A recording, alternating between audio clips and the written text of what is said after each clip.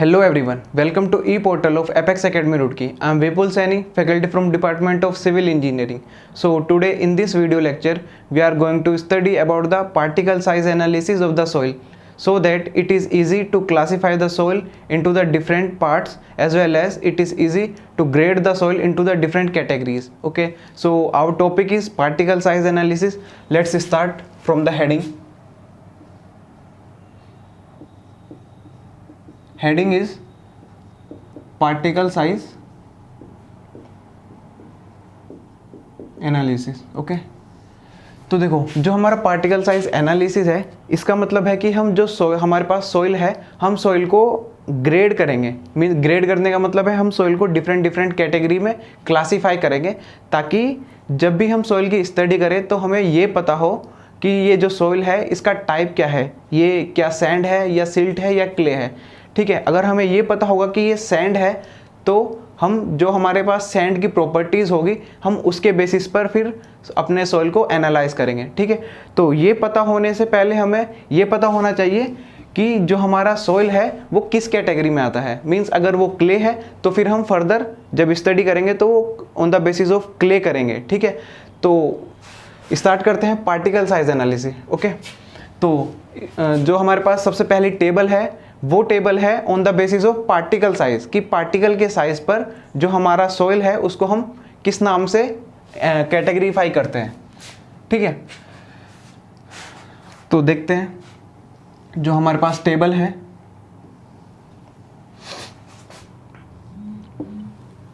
तो हम basically 6 parts में सॉइल को क्लासिफाई करते हैं। First part is boulder. जो हमारे पास बोल्डर्स होते हैं, बोल्डर का जो साइज होता है वो हमारा होता है मोर देन 30 सेंटीमीटर। ओके,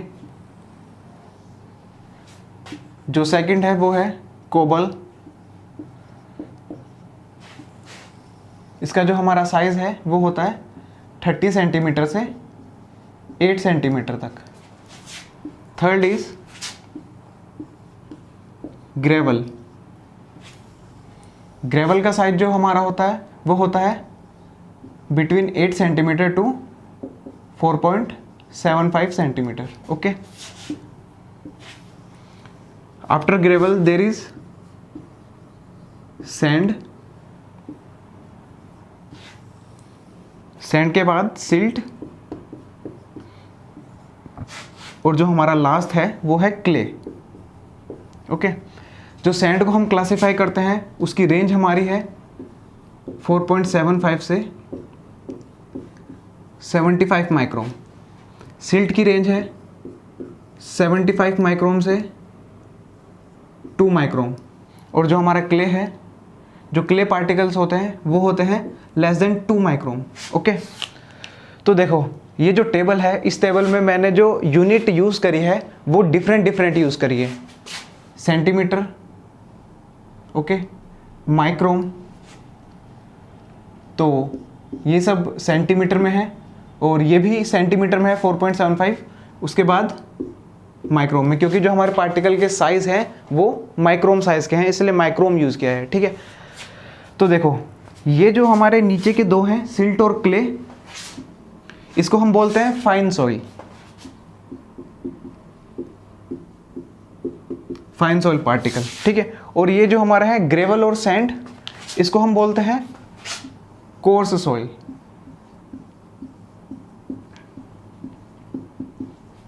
ठीक है, इतना समझ आया कि जो हमारा सॉइल पार्टिकल्स हैं, जो हमारा सॉइल है उसको हम क्लासिफाई करते हैं इन 6 पार्ट्स में। और किसके बेसिस पर? पार्टिकल्स के बेसिस पर। जो हमारा पार्टिकल का साइज है उसके बेसिस पर हमने 6 पार्ट में सॉइल को क्लासिफाई कर दिया। और ये जो सैंड तक का पार्ट है, ग्रेवल और सैंड तक का पार्ट है, इसको हम बोलते हैं कोर्स सॉइल। और उसके बाद जो हमारा सिल्ट और क्ले है इसको बोलते हैं फाइन सॉइल। ठीक है, तो यहाँ से एक क्वेश्चन आ सकता है कि सॉइल के पार्टिकल का वो कौन सा साइज है जो कि क्लासिफाई करता है फाइन सॉइल को और कोर्स सॉइल को। तो फाइन सॉइल को और कोर्स सॉइल को अलग करने वाला साइज क्या है? वो है 75 माइक्रोन। ओके, देखो 75 माइक्रोन मीन्स अगर हमारे पार्टिकल का साइज 75 माइक्रोन से ज़्यादा होगा तो उसको हम बोलेंगे कोर्स सॉइल, और अगर हमारे पार्टिकल्स का साइज 75 माइक्रोन से छोटा होगा तो उसको हम बोलेंगे फाइन सॉइल। ओके, सो ये इंपॉर्टेंट है कि 75 माइक्रोन जो होता है वो डिफाइन करता है कि हमारा सॉइल जो होगा वो फाइन होगा या कोर्स होगा। ठीक है, तो ये रही पहली बात। दूसरी बात कि कोर्स सॉइल क्या है और फाइन सॉइल क्या है। अब हम ये देखते हैं कि हमें पता कैसे चलेगा कि जो हमारे पास कोर्स सॉइल है इसका एनालाइज कैसे करेंगे हम कोर्स सॉइल का और फाइन सॉइल का। देखो, कोर्स सॉइल का जो हमें पता लगता है वो लगता है सीव एनालिसिस से। तो इसमें हम सीव एनालिसिस की स्टडी करेंगे, फॉर्मूले देखेंगे कि हम कैसे पता चलता है, हम कौन से फॉर्मूले यूज़ करते हैं कोर्स सॉइल को निकालने के लिए। उसके बाद हमारे पास नेक्स्ट है फाइन सॉइल। फाइन सॉइल में हमारे पास अलग अलग मेथड हैं, जैसे कि हाइड्रोमीटर मेथड, पिपेट मेथड। ठीक है, तो ये मेथड भी हम पढ़ेंगे जिससे हमें पता चलेगा कि जो सॉइल है, सॉइल के अंदर क्ले कितना प्रेजेंट है और हमारे पास सिल्ट कितना प्रेजेंट है।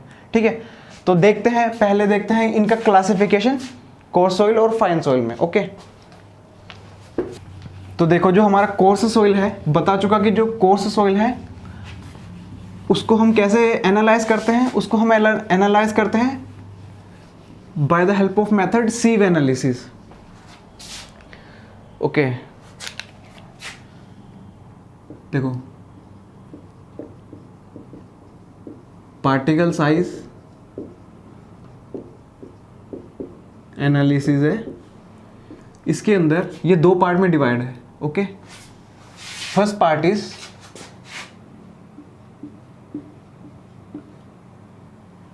Course, second part is fine soil, fine analysis.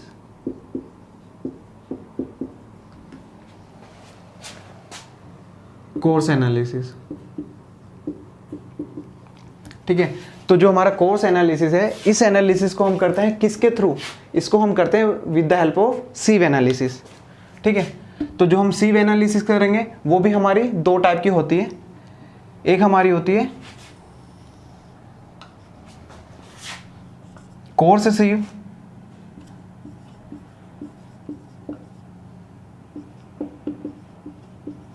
दूसरा हमारा है फाइन सीव।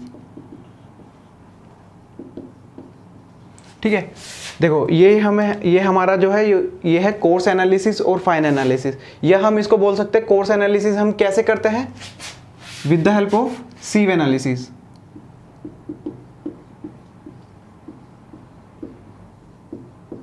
ओके, और जब हम जो फाइन सैंड है या फाइन सॉइल है उसका जो एनालिसिस करते हैं उसको हम करते हैं सेडिमेंटेशन मेथड के थ्रू। तो यहाँ पर लिख देते हैं फाइन एनालिसिस और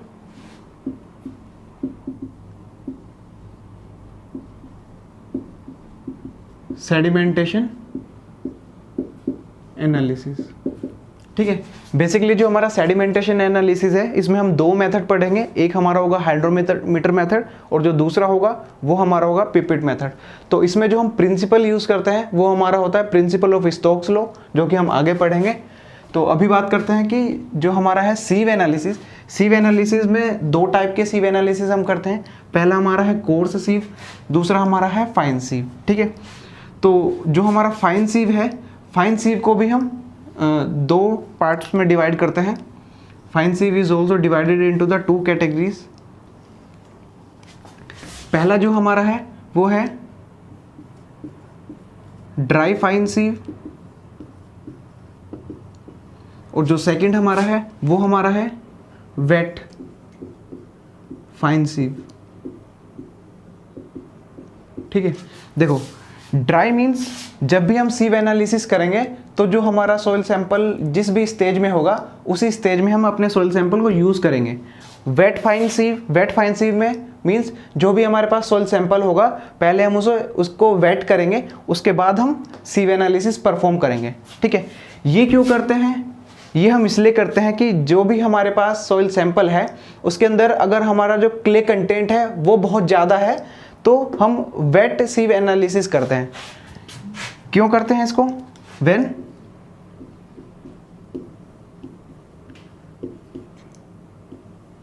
क्ले कंटेंट इज मोर, ठीक है।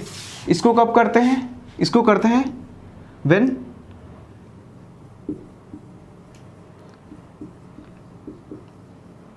Clay content is less. ठीक है, तो देखो हम पढ़ रहे हैं पार्टिकल साइज एनालिसिस, दो पार्ट में डिवाइड हुआ, सीव एनालिसिस करते हैं और सेडिमेंटेशन एनालिसिस करते हैं। सीव एनालिसिस में जो हम सीव एनालिसिस करते हैं वो दो टाइप से करते हैं, या तो कोर सीव की हेल्प से करेंगे या हम करेंगे फाइन सीव की हेल्प से। ठीक है, तो जो हमारा कोर सीव की हेल्प से करते हैं, बेसिकली ये जो हमारी है कोर सीव एनालिसिस, ये हमारा ग्रेवल को और सैंड को, बोल्डर को और कोबल्स को अलग करती है। और जो फाइन सीव एनालिसिस करते हैं इसमें मेनली जो हमारा सैंड है, सैंड की जो क्लासिफिकेशन है कि सैंड के अंदर अगर क्ले ज़्यादा है तो हम करेंगे वेट फाइन एनालिसिस, और अगर जो सैंड के अंदर क्ले का कंटेंट कम है तो हम ड्राई फाइन सीव एनालिसिस करते हैं। ठीक है, तो ये समझ आ गया कि पार्टिकल साइज एनालिसिस दो टाइप से करते हैं, सीव एनालिसिस और सेडिमेंटेशन एनालिसिस। सीव एनालिसिस का पूरा मैप ये है कि हम कोर सीव भी यूज़ करते हैं और फाइन सीव यूज़ करते हैं, किस किस कंडीशन में यूज़ करते हैं बता दिया। अब देखते हैं सेडिमेंटेशन एनालिसिस। देखो जो हमारा है सेडिमेंटेशन एनालिसिस, सेडिमेंटेशन एनालिसिस में हम बेसिकली क्या करते हैं, इसमें हम यूज़ करते हैं प्रिंसिपल का, जो है principle of Stokes law. Okay, we use principal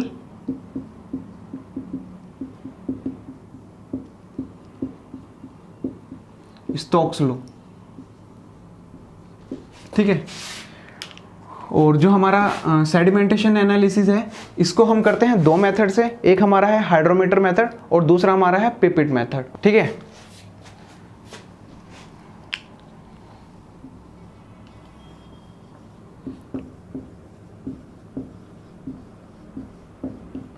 hydrometer method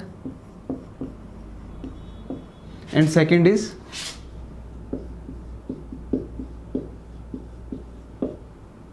pipette method.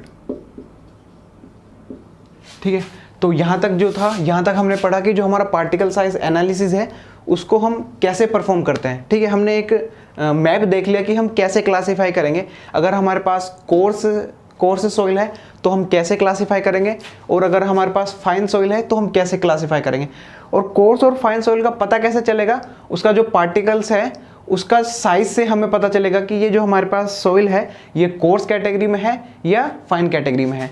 एक बार हमें कैटेगरी पता चल गई, उसके बाद हम इन कैटेगरी में जाएंगे और ये जो हमारे पास मैप है इसके थ्रू हम एनालिसिस करेंगे। ठीक है, या तो हम ड्राई फाइन सीव कर सकते हैं, अगर क्ले कंटेंट हमारे पास कम है, ज़्यादा है तो फिर ये करेंगे, और अगर हमारे पास फाइन सॉइल है मींस हमें क्या करना पड़ेगा, हमें सेडिमेंटेशन एनालिसिस करना पड़ेगा। तो या तो हम हाइड्रोमीटर मेथड यूज़ करेंगे या हम पिपेट मेथड यूज़ करेंगे। ठीक है, तो आगे देखते हैं कि जो हमारे पास ये है कोर्स सीव, इसको हम कैसे परफॉर्म करते हैं, मींस हम कोर्स सीव को कैसे परफॉर्म करते हैं, इसका फॉर्मूला देखते हैं।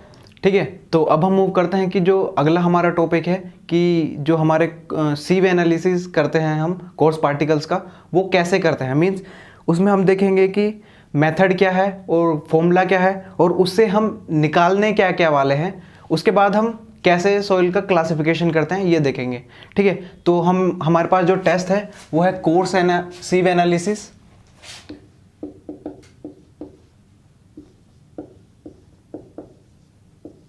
ठीक है, तो जो हम सीव एनालिसिस करेंगे, तो जो हमारे पास सीव होती है, सीव को हम रिप्रेजेंट कैसे करते हैं। देखो जो सीव होती है उसको रिप्रेजेंट करने के हमारे पास दो मेथड होते हैं।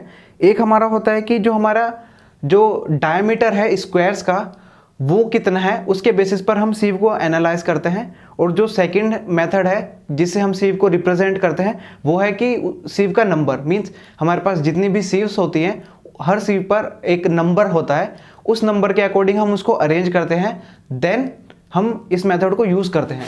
ठीक है, तो जो हमारे पास सीव होती है उसको हम रिप्रेजेंट कैसे करते हैं, हाउ वी रिप्रेजेंट। ओके, देखो सीव जो हमारे पास होती है जनरली इंडिया में जो हम यूज़ करते हैं वो सर्कुलर शेप में होती है, और जो ओपनिंग की जो शेप होती है वो स्क्वायर शेप में होती है। ओके, देखो जैसे ये है, जो हमारे पास पूरी सीव है, सीव का जो हमारे पास शेप है वो सर्कुलर है, लेकिन जो हमारे पास ओपनिंग है वो स्क्वायर शेप में होती है, ठीक है। तो देखो रिप्रेजेंट करने का जो हमारे पास पहला तरीका है वो है on the basis of the size of the square opening, ठीक है, on the basis of the size of the square opening. तो स्क्वायर ओपनिंग की अगर जो हम साइज के बेसिस पर इसको रिप्रेजेंट करेंगे तो कैसे करेंगे, इसको हम करते हैं, पहला हमारा है on the basis of size of opening, ठीक है। तो पहला पता चल गया कि देखो जितना बड़ा साइज होगा ओपनिंग का वो सिर्फ उतनी ही बड़ी होगी, ठीक है, और जितना छोटा साइज होगा वो उतने जो हमारे पास फाइनल पार्टिकल्स है उतने कम पार्टिकल्स को अलाउ करेगी पास होना, ठीक है। जो हमारे पास दूसरा तरीका है रिप्रेजेंटेशन का वो क्या है, वो है on the basis of the number of sieve. Means हमारे पास जितनी भी सीव होती है हर सीव पर अलग अलग नंबर होता है, उसके बेसिस पर हम इसको अरेंज करते हैं, ठीक है। अब नंबर कैसे पड़ा होता है, नंबर पड़ा होता है कि हम मेजर करते हैं लेंथ, ये तो पहला तरीका हो गया। जो दूसरा तरीका है कि 1 इंच लेंथ में हमारे पास कितनी नंबर ऑफ ओपनिंग है, ये इसके थ्रू हम डिफाइन करते हैं कि सीव को हमें क्या नंबर देना है, ठीक है। मीन्स दोबारा देख लो कि 1 इंच लेंथ में हमारे पास कितने नंबर ऑफ स्क्वायर्स हैं। देखो जैसे यहाँ पर एक एग्जांपल है कि 1 इंच लेंथ में हमारे पास कितने नंबर ऑफ स्क्वायर है, 1 2 3, तो इस सीव को हम नंबर दे देंगे दिस इज 3 नंबर सीव, ठीक है। तो ऐसे हम सीव को रिप्रेजेंटेशन करते हैं।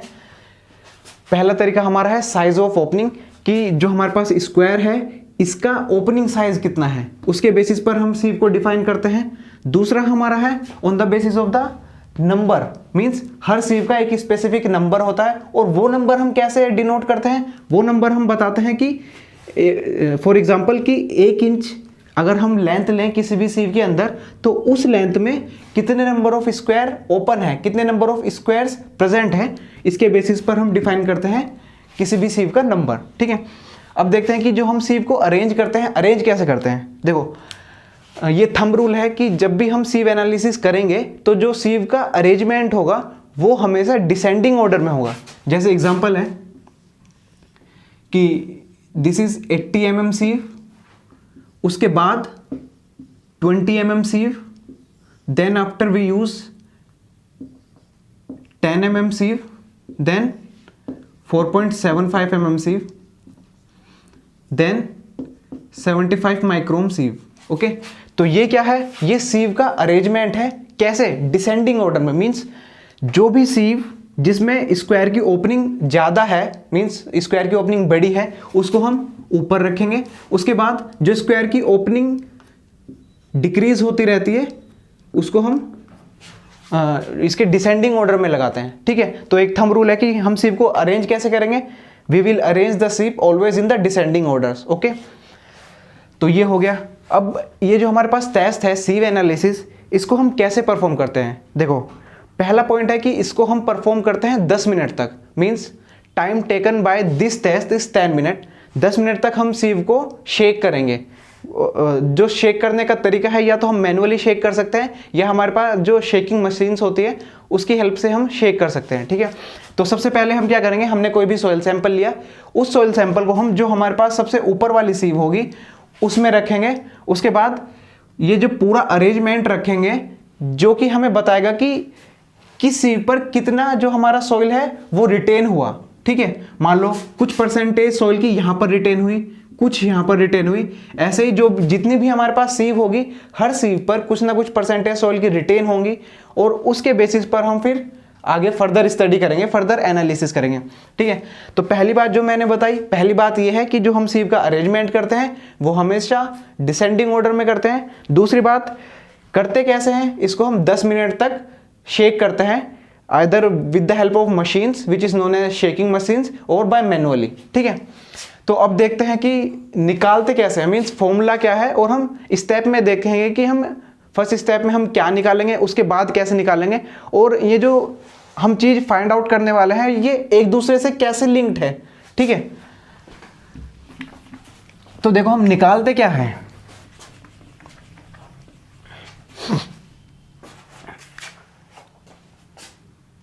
तो सीव एनालिसिस टेस्ट से हम क्या निकालते हैं, टू फाइंड हम निकालते हैं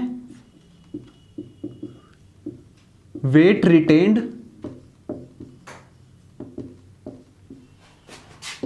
इन ईच सीव। ठीक है, वेट रिटेन्ड इन ईच सीव, किसका वेट, जो हमारे पास सॉइल है वो जो रिटेन हुआ उसका वेट कितना है ये निकालेंगे। तो देखो एनालिसिस करते हैं स्टेप 1। ठीक है, पहले लेट कर लेते हैं। लेट जो हमारे पास WI है इसको हम बोल रहे हैं weight of soil, weight of soil retained in ith sieve। ठीक है, देखो हमारे पास नंबर ऑफ सीव्स हैं, उन सीव से एक सीव ले ली, दैट इज ith सीव। तो WI क्या है, WI हमारा सॉइल का वेट है जो कि ith सीव पर रिटेन हुआ है। रिटेन हुआ है का मतलब रुका हुआ है। रिटेन क्यों हुआ है, रिटेन इसलिए हुआ है क्योंकि जो सॉइल के पार्टिकल्स हैं वो बड़े हैं जो हमारा सीव का डायमीटर है उससे। ठीक है, दोबारा देखो कि जो हमारा सॉइल है वो रिटेन क्यों हुआ है किसी भी सीव पर, वो रिटेन इसलिए हुआ है क्योंकि जो हमारा सॉइल के पार्टिकल्स हैं उन पार्टिकल का साइज बड़ा है जो हमारे पास जो स्क्वायर ओपनिंग है उससे। ओके, तो WI हो गया। Let W is the total weight, total weight किसका, सॉइल सैंपल का जिसको हमें एनालाइज करना है। Let W is the total weight of soil sample. Okay, तो अब देखो, अब निकालते हैं स्टेप से, स्टेप 1। सबसे पहले हम निकालेंगे जो बताया कि वेट रिटेन्ड। सबसे पहले हम निकालेंगे परसेंटेज में, percentage weight of soil retained in ith सीव। ये हमारा क्या होगा, ये हमारा होगा WI upon total weight into 100। ठीक है, समझ गए ना। स्टेप 1 में हमें निकालना है कि सॉइल सैंपल का कितना परसेंट वेट रिटेन हुआ ith सीव पर। या देखो यहां पर तो ith सीव की बात कर रहे हैं, लेकिन हम निकालते जो है वो निकालते हैं कि हर सीव पर। ठीक है, मान लो हमारे पास हमने यूज करी, हमने 7 सीव यूज करी, तो कॉलम बनाएंगे और उस कॉलम में हर सीव पर सॉइल का कितना वेट रिटेन हुआ सबसे पहले वो कैलकुलेट करेंगे। ठीक है, स्टेप 2 में हम निकालेंगे क्यूमुलेटिव वेट।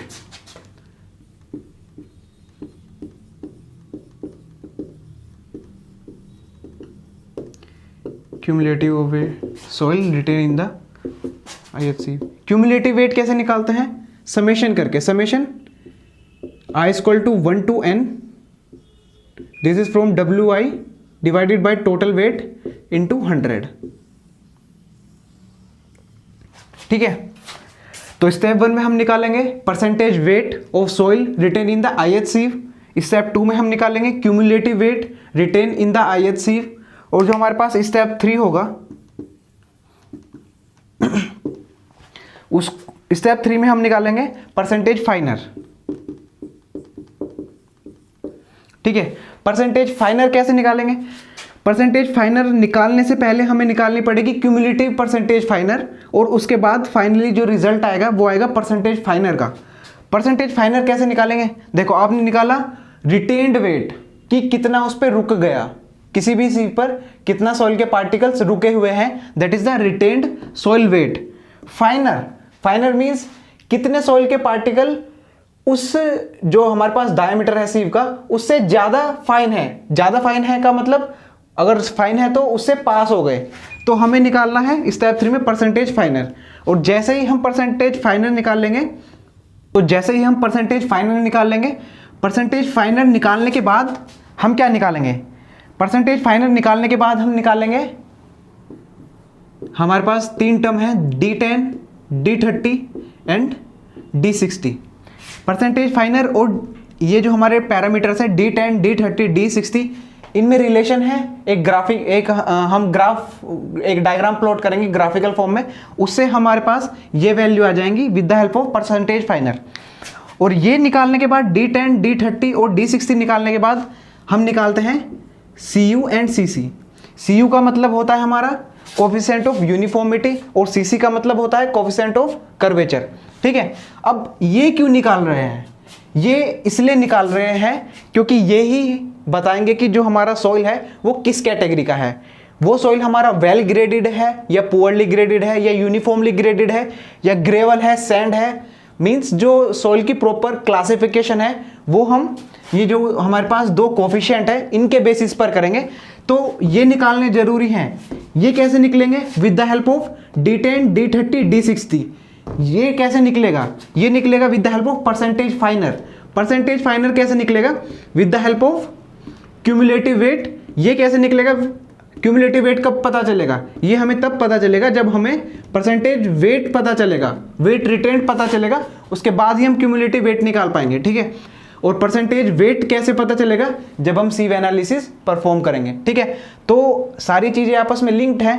सबसे पहले हम सीव एनालिसिस परफॉर्म करेंगे, उसके बाद जितनी भी वैल्यू होगी सॉइल सैंपल की जो कि रिटेन्ड हुआ हर सीव पर वो पता चलेगा। उसके बाद क्यूमुलेटिव वेट पता चलेगा, क्यूमुलेटिव वेट से हमें क्यूमुलेटिव परसेंटेज फाइनर पता चलेगा एंड देन परसेंटेज फाइनर।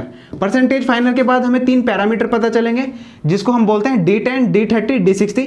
अभी देखते हैं कि इनका मतलब क्या है, means what is the meaning of D10, D30 and D60 and how we will calculate CU and CC with the help of these 3 parameters. ठीक है, तो देखते हैं कि इनका मतलब क्या है,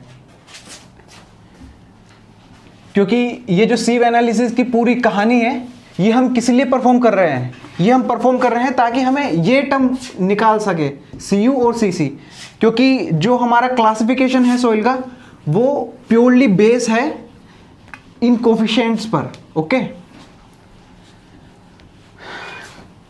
तो देखते हैं कि जो हमारे पास ये टर्म है, तो पहले देखते समझते हैं D10 का मतलब क्या है। देखो लिख देता हूं पहले कि D10 का मतलब क्या है। D10 डिफाइंस द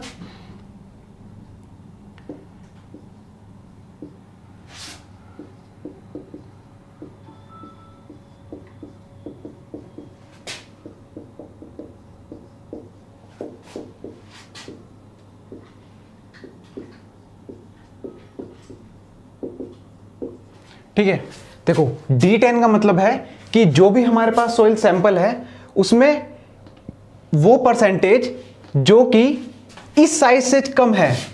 मींस जो हमारे पास D10 है, D10 क्या है? D10 एक साइज है। किसका साइज है? जो भी हमारे स्क्वायर ओपनिंग है उसका साइज है। तो D10 का मतलब क्या है? D10 का मतलब है कि जो भी हमारे पास टोटल सॉइल का सैंपल है उसमें से सॉइल की कितनी परसेंटेज इस साइज से फाइनर है। फाइनर का मतलब उस साइज से पास हो रही है। ठीक है, सेम वे D30 और सेम वे D60। ठीक है, D30 है percentage of the soil particle finer than that size. That size, यहां पर दैट साइज क्या है? ये D30 में दैट साइज का मतलब 30 D30, और D60 में जो हम यूज करेंगे दैट साइज, उसका मतलब है कि ये जो साइज है खुद में उससे कितनी फाइनर है हमारे जो सॉइल है वो। ठीक है, तो ये मतलब है D10 का, D30 का और D60 का। इसके बाद हम देखते हैं कि अगर हमें ये पता चल गया, लेकिन ये पता कैसे चलेगा? हमें तो परसेंटेज फाइनर तक हमने फॉर्मूला देखा था कि परसेंटेज फाइनर कैसे निकालते हैं with the help of cumulative percentage फाइनर। और क्यूमुलेटिव परसेंटेज फाइनर कैसे निकालते हैं? जो हमने क्यूमुलेटिव वेट रिटेन निकाला उसका फॉर्मूला हमने देख लिया। ठीक है, अब देखते हैं कि उससे ये कैसे निकला परसेंटेज फाइनर की हेल्प से। ये जो हमारे पास 3 पैरामीटर्स हैं D10, D30, D60, ये कैसे निकलेगा? तो हम क्या करेंगे, एक ग्राफ प्लॉट करेंगे। ठीक है, ग्राफ किस किस के बीच का होगा? ग्राफ हमारा होगा जो हमारे पास y एक्सिस है, y एक्सिस में हम यूज करेंगे परसेंटेज फाइनर और जो हमारे पास एक्स एक्सिस है, एक्स एक्सिस में हम यूज करेंगे डी, मीन्स जो भी हमारा डायमीटर है ओपनिंग का वो यूज करेंगे, ठीक है। तो इसमें हमारा क्या यूज होगा, इसमें हमारा यूज होगा D60, D30, D10, परसेंटेज फाइनर में जो भी हमारे परसेंटेज फाइनर होगी वो यूज होगी, ठीक है। तो मान लो कोई भी ग्राफ आ गया इस टाइप की, अगर जो शेप आ गई तो परसेंटेज फाइनर जो भी होगा उसके अलोंग हम अगर एक्स एक्सिस में जाएंगे तो हमें D60 मिल जाएगा, इसके अलोंग हम एक्स एक्सिस में जाएंगे तो D30 मिल जाएगा, और सेम वे हमें D10 मिल जाएगा, ठीक है। तो यहाँ से देखो आपके पास y एक्सिस में क्या है, परसेंटेज फाइनर, और x एक्सिस में क्या है, 3 पैरामीटर। तो इसके अलोंग ये वैल्यू आपको पता होगी, ठीक है, तीनों वैल्यू पता होगी परसेंटेज फाइनर की कि किस सी पर कितना परसेंटेज फाइनर हमारे पास है। तो उसके अलोंग आप ग्राफ प्लॉट करोगे तो इजीली आप ये 3 पैरामीटर निकाल लोगे, दैट इज D10, D30 और D60, ठीक है। देखो जब हम कोई न्यूमेरिकल करेंगे इस टाइप का तो उसमें देखेंगे कि कैसे हम रिलेशन बनाते हैं और कैसे with the help of percentage फाइनर ये जो हमारे पास 3 पैरामीटर्स हैं इनकी वैल्यू निकालते हैं। अब देखो परसेंटेज फाइनर तक बात क्लियर थी, उसके बाद हमने परसेंटेज फाइनर और जो हमारे पास डायमीटर्स हैं इनमें रिलेशन देख लिया, और इस रिलेशन के बेसिस पर हम तीनों पैरामीटर्स निकाल लेंगे। अब इसके बाद क्या करेंगे कि ये जो हमारे पास है, इसके बाद हम क्या निकालते थे, इसके बाद हम निकालते थे जो हमारे पास कोफिशिएंट है, दैट इज CU और CC। तो देखते हैं कि CU और CC कैसे निकालते हैं, और साथ में ही ये भी देखेंगे कि इनके बेसिस पर सॉइल को क्लासिफाई कैसे करते हैं, वो ज़्यादा ईजी रहेगा। तो टेबुलर फॉर्म में देखते हैं, ठीक है, क्योंकि कभी कभी क्या होता है कि पेपर में कंपैरिजन आ जाता है दोनों कोफिशिएंट का, CU का और CC का। तो टेबुलर फॉर्म में इजी रहेगा समझना।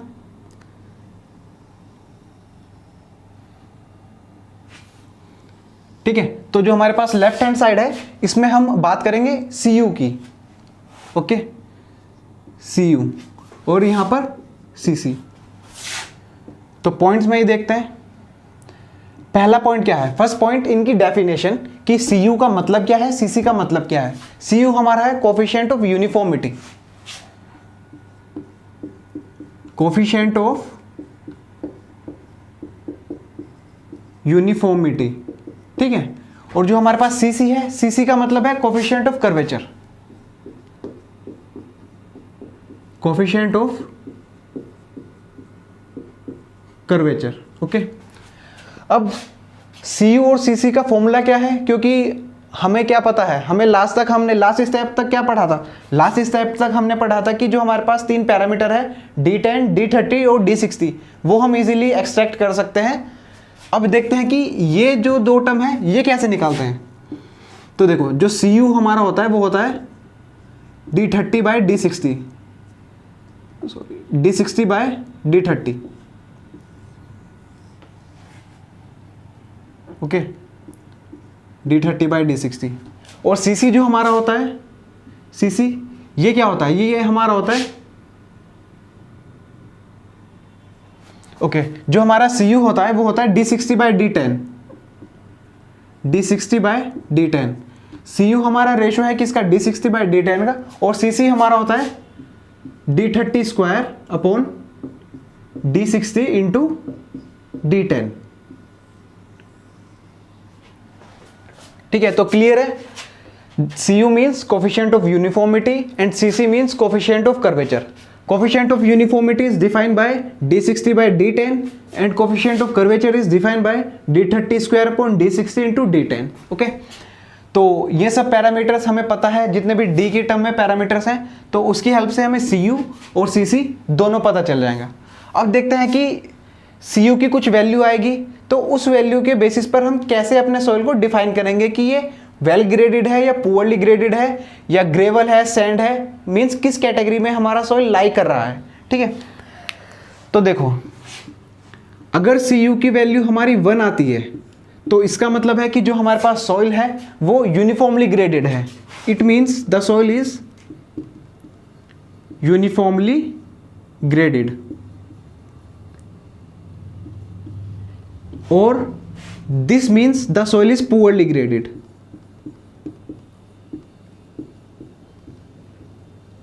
देखो अगर Cu की वैल्यू हमारे पास 1 आती है तो इसका मतलब है कि जो हमारे पास सॉइल है वो यूनिफॉर्मली ग्रेडेड है, जिसको हम बोलते हैं पुअरली ग्रेडेड। मीन्स हमारे पास जो सॉइल है वो यूनिफॉर्मली ग्रेडेड नहीं होनी चाहिए, या तो वो यूनिफॉर्मली ग्रेडेड होगी या होगी वेल ग्रेडेड। ठीक है, तो अगर Cu की वैल्यू 1 है तो ये यूनिफॉर्मली ग्रेडेड होती है।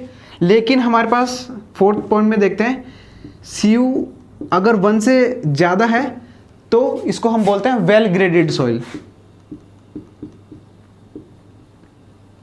Well graded soil. अब एक बात समझते हैं कि ये वेल ग्रेडेड का मतलब है क्या है, और ये जो है हमारा पुअरली ग्रेडेड इसका मतलब क्या है। देखो, वेल ग्रेडेड का मतलब है कि जो भी हमारे पास सॉइल सैंपल है उस सैंपल के अंदर जितने भी पार्टिकल्स हैं सब पार्टिकल्स का साइज अलग अलग है। मींस सब पार्टिकल का साइज अलग अलग है, मींस कि मान लो कि हमारे पास 10 पार्टिकल है और 10 पार्टिकल का अगर साइज सेम है तो वो कैसे शो होगा। ठीक है, 10 पार्टिकल है, उन 10 के 10 का पार्टिकल का जो हमारे पास साइज है वो सेम है। ठीक है, तो अगर हम कितना भी डेंस स्ट्रक्चर बनाए तो कुछ इस टाइप का स्ट्रक्चर बनेगा। अगर हम पूरा कॉम्पैक्शन भी दे तो जो पार्टिकल्स है पार्टिकल इस टाइप का स्ट्रक्चर बनाएंगे। तो इस टाइप के स्ट्रक्चर में भी हमारे पास वॉइड्स अवेलेबल रहेंगे। ठीक है, कुछ ना कुछ वॉइड्स अवेलेबल रहेंगे। क्यों? क्योंकि जो भी हमारे पार्टिकल्स थे सब पार्टिकल्स का साइज सेम था। तो इसको बोलते हैं हम यूनिफॉर्मली ग्रेडेड, यूनिफॉर्मली ग्रेडेड। लेकिन वेल ग्रेडेड का मतलब है कि जितने भी हमारे पार्टिकल्स हैं सब पार्टिकल का साइज अलग अलग है। तो इसका फायदा क्या है? देखो, इसका फायदा ये है, मान लो 10 पार्टिकल है, 10 में से जो हमारे पास 5 पार्टिकल हैं उनका साइज ये है, उसके बाद जो पार्टिकल है उसका जो साइज है वो पहले के कंपैरिजन में छोटा है। तो जो हमारे पास सेकंड पार्टिकल है वो पार्टिकल इस वॉइड को फिल कर देगा। ठीक है, मान लो जो थर्ड पार्टिकल है वो इस जो पार्टिकल है उसका साइज जो है सेकंड वाले से बड़ा है। ठीक है, तो वो इसको फिल कर देगा। इसका मतलब है कि जो हमारे पास वेल ग्रेडेड सॉइल है इसके अंदर जो वॉइड्स होते हैं as compare to uniformly graded soil बहुत कम होते हैं। इसका मीन्स इसकी जो डेंसनेस होती है, डिग्री ऑफ डेंसनेस होती है वो ज़्यादा होती है। तो इसीलिए इसको हम यहाँ डिफाइन करते हैं कि ये हमारे पास वेल ग्रेडेड सॉइल है।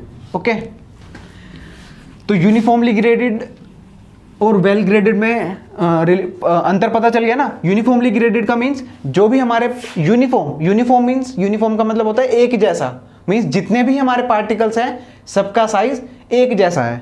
वेल ग्रेडेड का मतलब सबका साइज एक जैसा नहीं है। ठीक है, तो देखो 4 पॉइंट देख लिए, 5वां पॉइंट देखते हैं। 5th पॉइंट देखो, 5वां पॉइंट जो है वो है कि Cu देख ले, Cu 1 होगा तो हमारा यूनिफॉर्मली ग्रेडेड होगा, Cu 1 से ज़्यादा होगा तो हम इसको बोलेंगे वेल ग्रेडेड सॉइल। ओके, और अगर हमारा Cu ग्रेटर देन 4 होता है तो इसको हम बोलते हैं well graded gravel, well graded gravel. Okay, next है कि अगर हमारा Cu 6 से बड़ा है, if Cu is more than 6 then it is known as well graded sand। ठीक है, तो देखो जो भी हमारे पास Cu है इसमें 6 पॉइंट है याद करने वाले। पहला तो देखो याद करने की कोई जरूरत नहीं है, सबको पता ही है। Cu means coefficient of uniformity, it's formula is D60/D10। याद जो करना है वो यहाँ से करना है कि Cu अगर 1 है तो यूनिफॉर्मली ग्रेडेड होगा, जो जिसको हम बोलते हैं पुअरली ग्रेडेड। और अगर Cu हमारा 1 से ज़्यादा है तो ये हमारा होगा वेल ग्रेडेड सॉइल जिसकी हमें ज़रूरत है। ठीक है, और Cu अगर 4 से ज़्यादा है तो इसको हम बोलते हैं ये ग्रेवल फॉर्म में है। ग्रेवल भी कौन सा? Well graded gravel. अब देखो वेल ग्रेडेड जो है, वेल ग्रेडेड जो ये टर्म है ये तो समझ गए ना। वेल ग्रेडेड कब होगा? वेल ग्रेडेड तब होगा जब Cu 1 से बड़ा होगा। तो यहाँ देखो क्या Cu 1 से बड़ा है? हाँ, Cu 1 से बड़ा है तो वेल ग्रेडेड तो होगा ही होगा। और 4 से बड़ा है तो it is a form of gravel. यहाँ पे देखो क्या Cu 1 से बड़ा है? Cu की वैल्यू 6 है विच इज़ मोर देन 1, इसका मतलब वेल ग्रेडेड तो होगा ही होगा, और 6 से बड़ा है तो that means it is a form of sand. Okay, तो जो हमारे ये है कोएफिशिएंट ऑफ यूनिफॉर्मिटी, इसमें टोटल 6 पॉइंट है। तो देखो सॉइल का क्लासिफिकेशन हो गया ना, कि जो हमारे पास सॉइल है वो यूनिफॉर्मली ग्रेडेड है, या हमारे पास पुअरली ग्रेडेड है, या वेल ग्रेडेड है, या वो ग्रेवल फॉर्म में है या सैंड फॉर्म में है। ये कैसे पता चला? ये पता चला हमें जो हमारे पास कोएफिशिएंट है उसके बेसिस पर। ठीक है, अब सेकंड बात कर लेते हैं। ये जो हमारा है CC that is the coefficient of curvature, ये कैसे डिफाइन करता है? देखो जैसे इसने वेल ग्रेडेड डिफाइन किया, ये भी वेल ग्रेडेड डिफाइन करेगा। कैसे?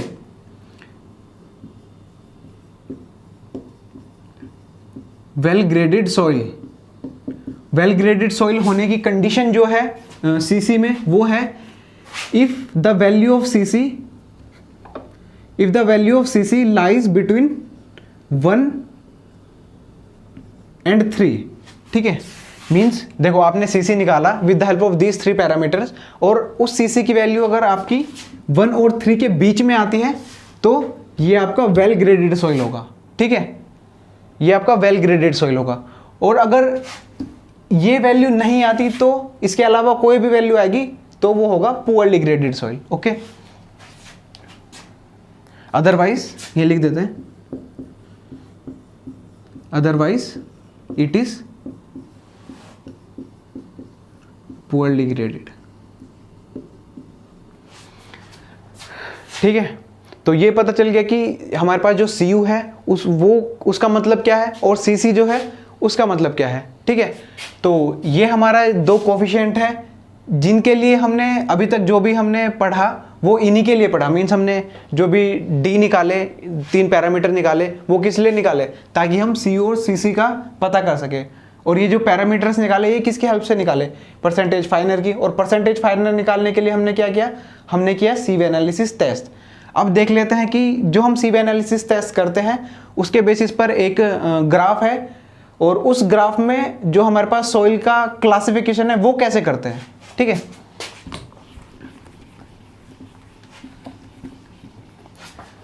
देखो CV एनालिसिस टेस्ट से हम परसेंटेज फाइनर निकालते हैं, और परसेंटेज फाइनर से हम ये निकाल लेते हैं जो भी हमारे 3 पैरामीटर्स हैं D की फॉर्म में, that is D10, D30, D60, और उसके बेसिस पर हम ग्राफ प्लॉट करते हैं और वहां पे देखते हैं कि सॉइल की क्लासिफिकेशन क्या है।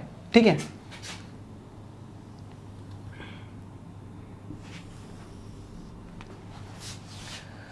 तो देखो जो हमारे पास y एक्सिस है, y एक्सिस में हमेशा परसेंटेज फाइनर लेंगे, परसेंटेज फाइनर, और जो हमारे पास x एक्सिस है उसमें हम d लेंगे। ठीक है, और ये जो हमारा ग्राफ हम प्लॉट करते हैं ये प्लॉट करते हैं हम सेमी लॉग में, जिसमें जो लॉग वाला पैरामीटर है वो हमारा होता है x एक्सिस। ठीक है, सेमी लॉग में क्यों प्लॉट करते हैं? सेमी लॉग में इसलिए प्लॉट करते हैं क्योंकि जो हमारे पार्टिकल्स के साइज हैं वो बहुत ज़्यादा रेंज तक वेरी करते हैं। ठीक है, इसलिए हमें क्या करना पड़ेगा कि जो एक एक्सिस होगा उसको हमें लॉग में लेना पड़ेगा, और जो दूसरा एक्सिस होगा उसको हम नॉर्मल में लेंगे। ठीक है, so this graph is taken in the, लिख देता हूँ, सेमी लॉग ग्राफ। ठीक है, और ग्राफ का नाम क्या है? ग्राफ का नाम है percentage फाइनर, graph between percentage फाइनर and D। Okay, तो यहां से क्या आता है? यहां से हमारे पास 4 ग्राफ देखते हैं।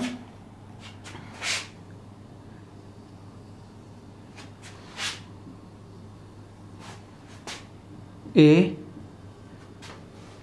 B। ओके, देखो जो A है और जो B है दोनों की शेप लगभग एक जैसी है। ओके,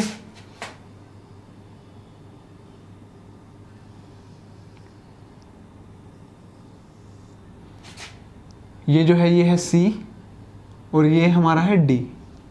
ठीक है, तो देखो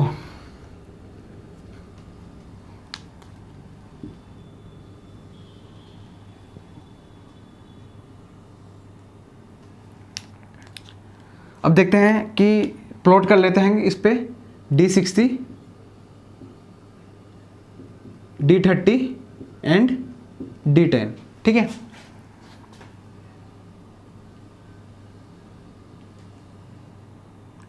ये D60 प्लॉट हुआ, ये हुआ D30 और ये हमारा हुआ D10। ठीक है, तो देखो ये जो हमारे पास ग्राफ ए है ये क्या बता रहा है, ग्राफ ए हमें ये बताता है कि जो भी हमारे पास, देखो आपने क्या करा, आपने परसेंटेज फाइनर और डी की वैल्यू निकाल ली और दोनों के बीच में ग्राफ प्लॉट किया। अब ये जो ग्राफ है ये हमारे पास जो है स्टैंडर्ड ग्राफ्स हैं, इनसे हमें पता चलेगा कि जो हमारा सॉइल है उसको हमें क्लासिफाई कैसे करना है और किस चीज़ में क्लासिफाई करना है, मींस उसके अंदर क्या चीज़ ज़्यादा प्रेजेंट है, वो वेल ग्रेडेड है या पुअरली ग्रेडेड है, सैंड है या ग्रेवल है, मींस क्या है।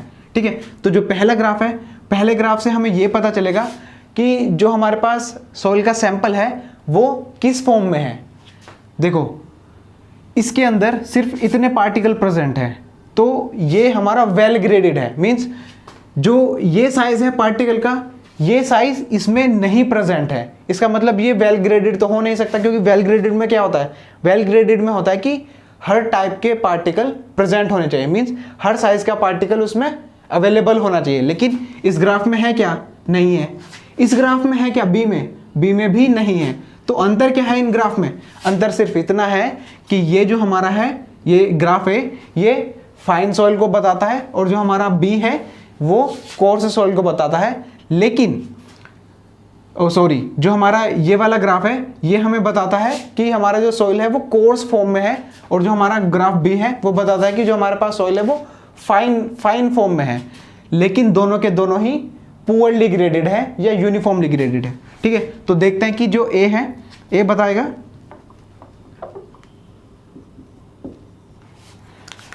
ए हमें बताता है कि uniformly graded course soil. Course समझ गए ना, कोर्स मीन्स जो कि हमारा जो सैंड की फॉर्म में है। ठीक है, बी क्या बताएगा, बी हमें बताएगा यूनिफॉर्मली ग्रेडेड फाइन सॉइल। ठीक है, अब सी देखते हैं।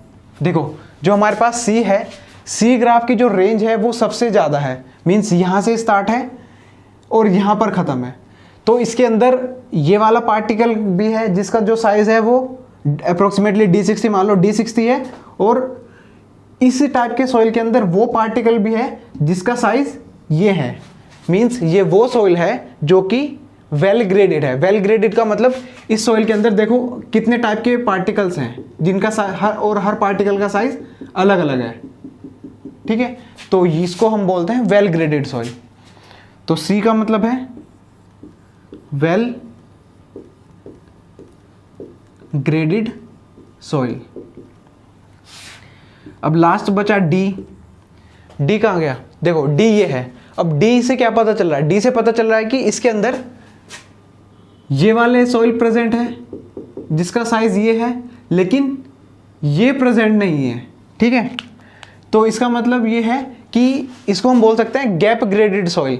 गैप ग्रेडेड का मीन्स इसके अंदर क्ले प्रेजेंट है और ग्रेवल प्रेजेंट है, लेकिन जो सैंड है वो अपसेंट है, मीन्स कुछ पार्टिकल्स इसके अंदर अपसेंट है। ठीक है, तो इसको हम बोलते हैं